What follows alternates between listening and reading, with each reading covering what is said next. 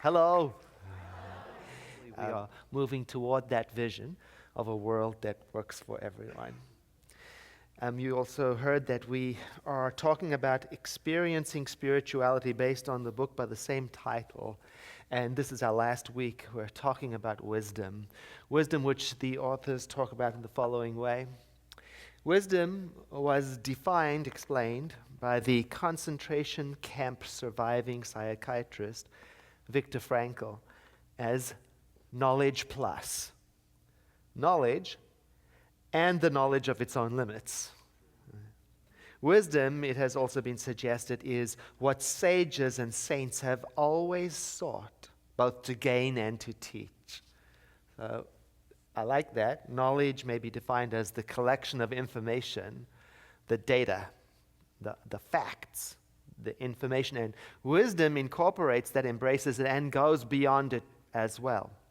I understand that, because maybe you've had that experience too, where you've got all the facts, but it doesn't necessarily make you a wise person, right? Have you ever had that encounter where you've got all the facts, you've known for a long time, because in this day and age, we have more access to facts and information than ever before. And you've known about certain harmful chemicals, you've known about the role of diet and exercise and sleep, and it doesn't necessarily make us wise. It doesn't matter how many scientists agree. We don't necessarily act wise. Wisdom, what the sages have tried to gain and to teach, was it's what takes us beyond, incorporates the information, and then does something with it. I've collected wisdom writings during my life from my sages and saints to help me, take me beyond the facts that I'm dealing with in my own life from any moment, to help me when the grip of the world's rising complexity is too hard to deal with, to help me when what I'm holding in my own life seems too complex. There are pieces that I can reach for and read during times like this, when the going gets rough. The thing about wisdom writings, however, is that because they come through human beings, they aren't always 100% perfect. Some are written in the convention of their times, the literary convention of their times. Some of them have got ideas that I just either don't understand or don't agree with. And some of them I don't accept, etc. And the problem is I want my saints and my sages to be perfect. I want them always to say the right thing. They should never lose their temper. They should never say anything I don't agree with. They should never have anything in their past crop up, because then I'll have to throw out everything that they ever stood for. But that's not the way of things. I remember I had a teacher who I admired her so much. I loved her because she could inspire me to greatness, to learn, and everything she said I took in and integrated. As far as I was concerned, she was a saint. And then one day, I met her in a social setting where she was being impatient with somebody serving her, and she cussed. And I remember in that moment taking in the possibility that I would have to throw out everything she ever taught me. But that is not the way of wisdom. For me to embrace wisdom, I have to be more accepting of imperfection, because it is the way of things that wisdom comes frequently from the most imperfect places. I was thinking about that, and thought maybe there's something in your life right now that is up for you, that you're dealing with. It's so up for you that it's defining you. It's taking all of your thinking. And whatever it is, I invite you to hold it lightly today. Even if you symbolically open your palms and place them on your knees in your lap in an attitude of receptivity, because I want to read to you some of the wisdom writings that I have gathered for myself, that I steep myself in during times that I'm looking to move through the facts into a deep understanding, a wise choice. One of these wisdom readings is by the American writer Max Ehrman, who in 1927 wrote something so beautiful that it found its way into collections of devotional materials for spiritual communities. It's called Desiderata, and it goes like this. Go placidly amid the noise and the haste, and remember what peace there may be in silence. As far as possible, without surrender, be on good terms with all persons. Speak your truth quietly and clearly, and listen to others, even to the dull and ignorant. They too have their story.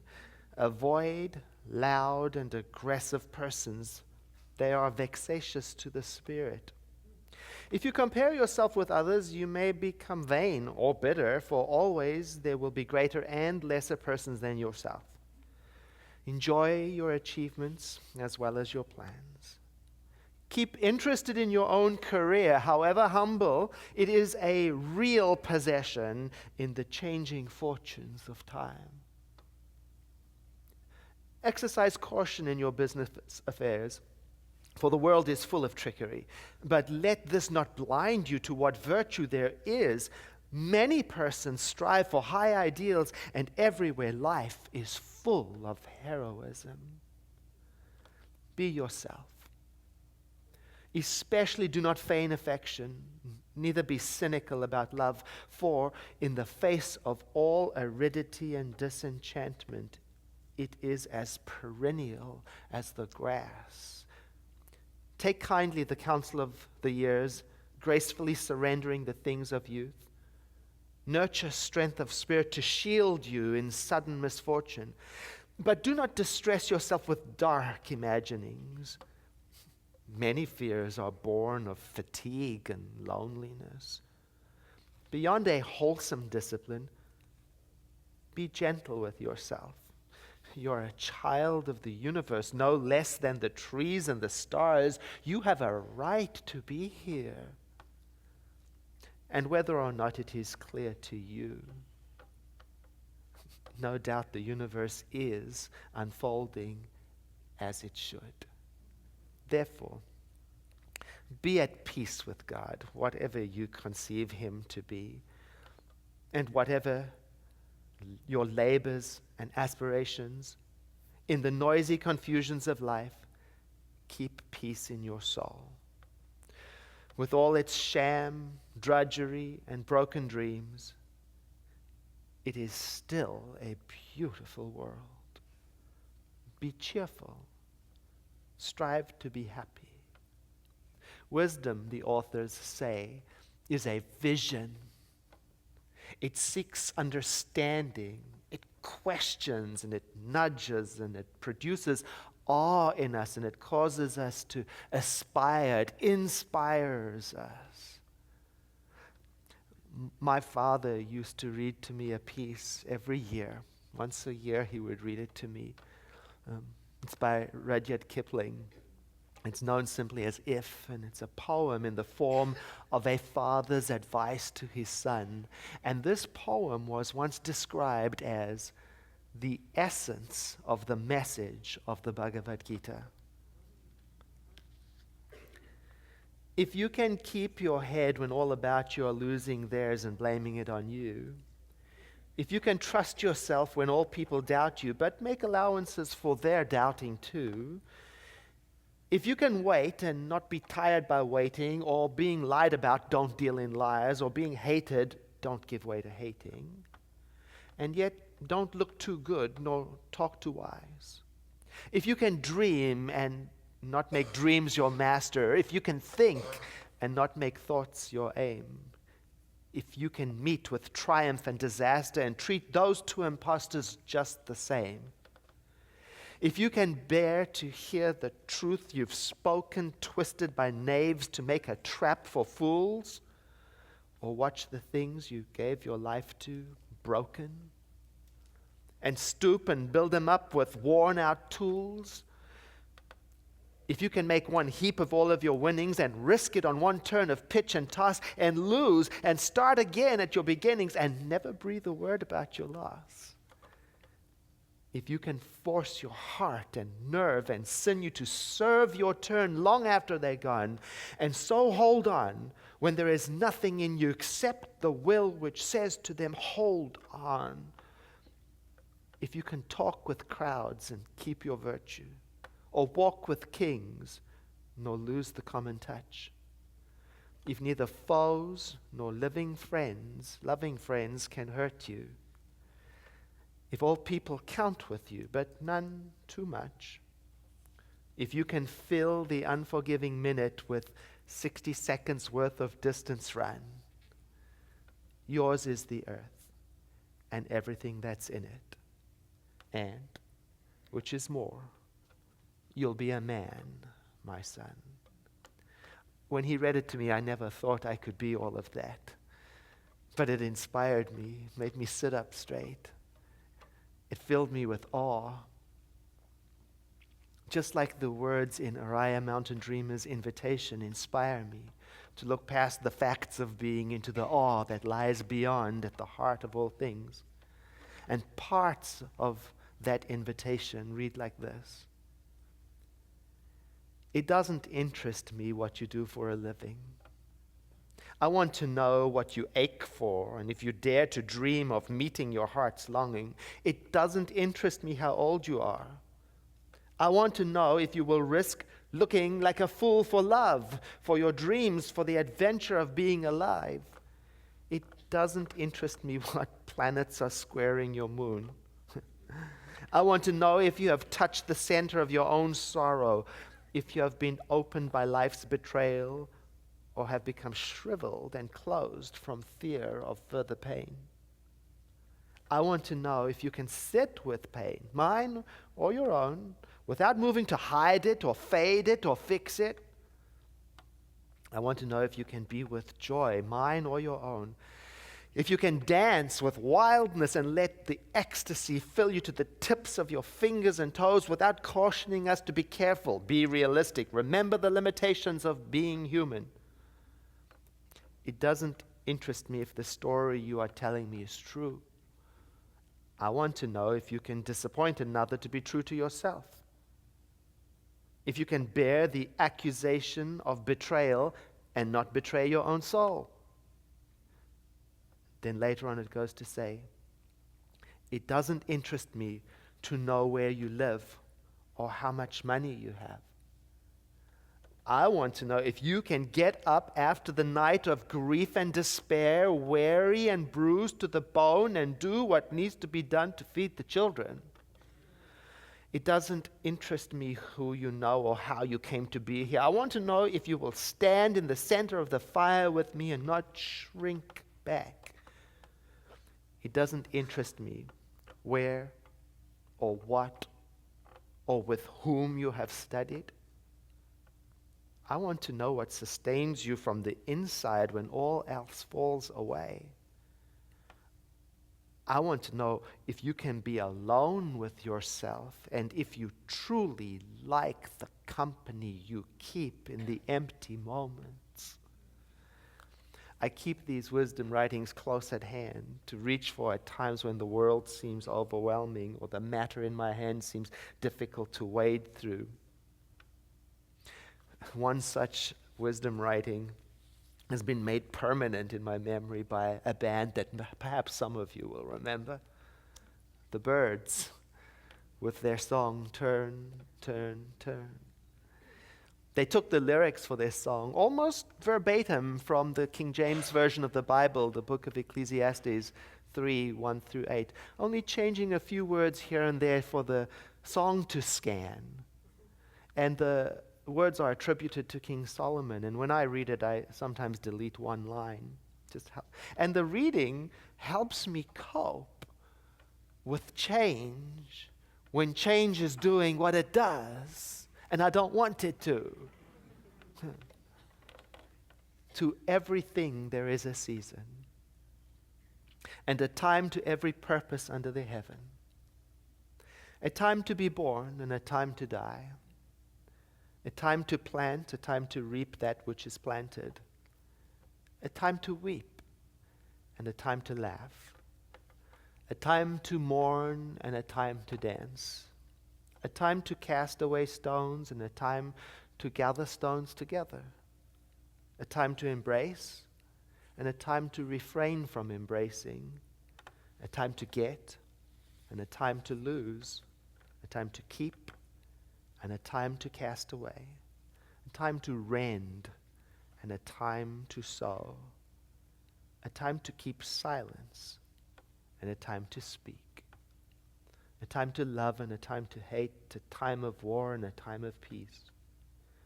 And what I love about wisdom writings is that it leaves this wide possibility for interpretation, because it begs the question of us, what does it mean?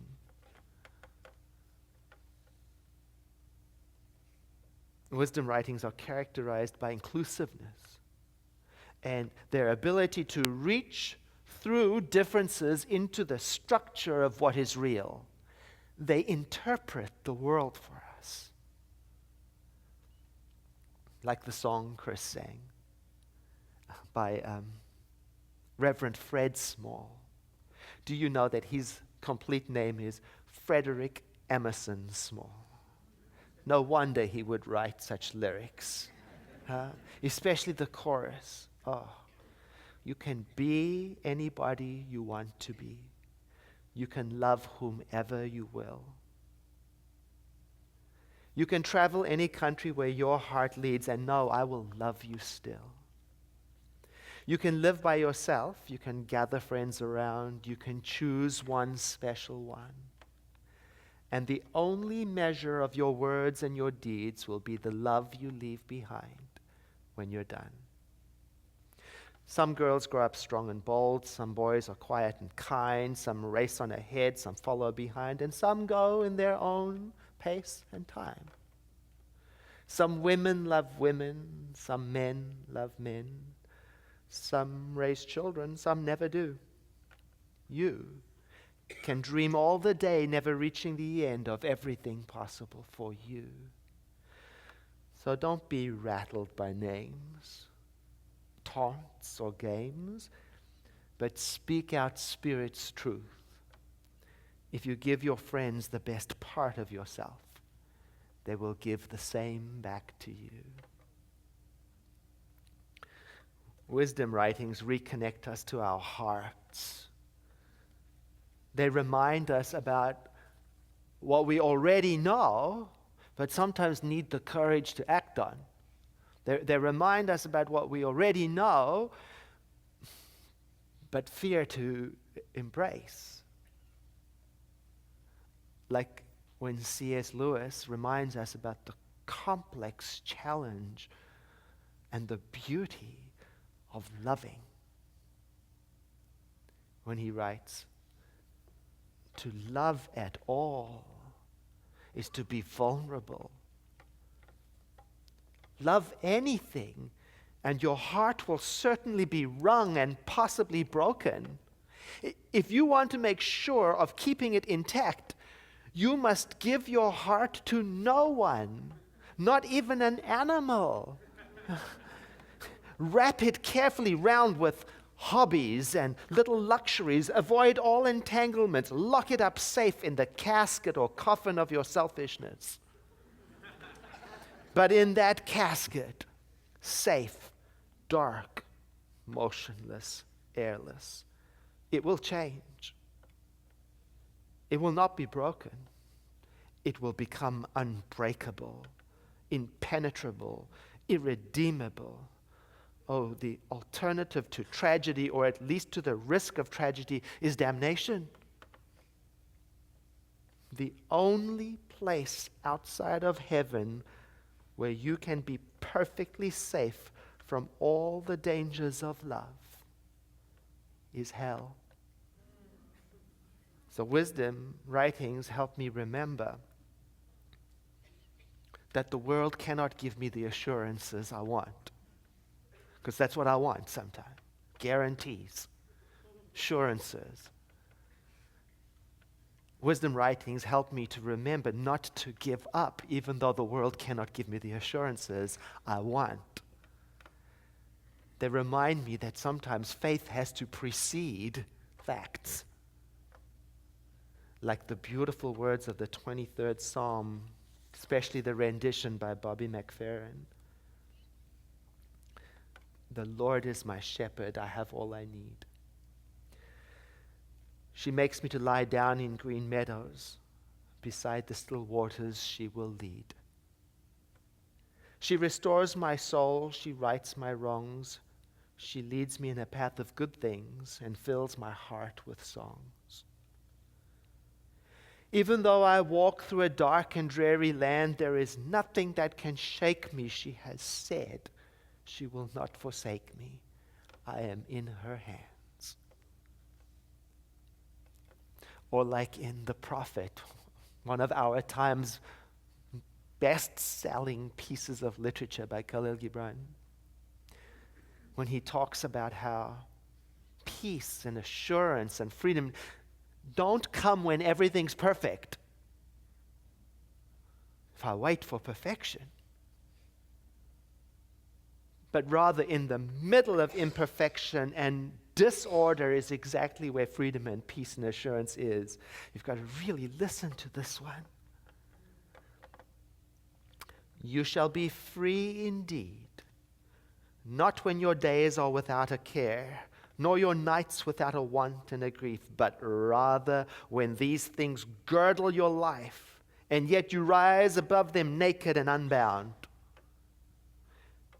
And how shall you rise beyond your days and nights unless you break the chains which you at the dawn of your understanding have fastened around your noon hour? In truth, that which you call freedom is the strongest of these chains. Though its links glitter in the sun and dazzle your eyes. And what is it but fragments of your own self you would discard that you may become free? If it is an unjust law you would abolish, that law was written with your own hand upon your own forehead. You cannot erase it by burning your law books, nor by washing the foreheads of your judges, though you pour the sea upon them. And if it is a despot you would dethrone, see first that his throne erected within you is destroyed. For how can a tyrant rule the free and the proud, but for a tyranny in their own freedom and a shame in their own pride? And if it is a care you would cast off, that care has been chosen by you rather than imposed upon you. And if it is a fear you would dispel, the seat of that fear is in your heart and not in the hand of the feared. In the book, the authors talk about 10 precepts that have to do with wisdom and knowledge. And the 10th one says so eloquently, knowledge accepts only what has been or can be, in some sense, proven. Wisdom acknowledges the possibility of the existence of that which escapes strict proof, holding that faith in the existence of certain realities has to precede the ability to see their operation. Sometimes you have to believe before you can see it. Sometimes you have to believe first before you can see reality. And wisdom writings inspire us to the possibilities of our existence at times when we cannot see it or have forgotten it. Like in this piece by Augmandino, adapted and shortened here for length.